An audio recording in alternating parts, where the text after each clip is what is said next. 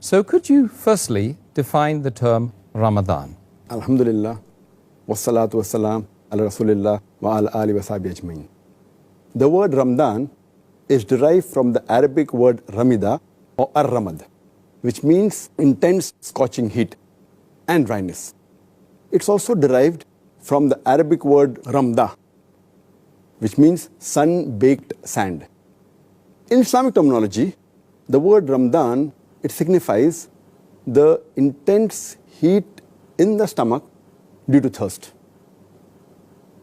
When a Muslim fasts, the thirst that is there, it produces heat in the stomach, which is defined as Ramadan. Again, Ramadan, it has another meaning. It means that the good deeds, they scorch the sins and the evil of a Muslim. So Ramadan is a month in which the sins are scorched away by the good deeds, like how a sun scorches the ground in the same way.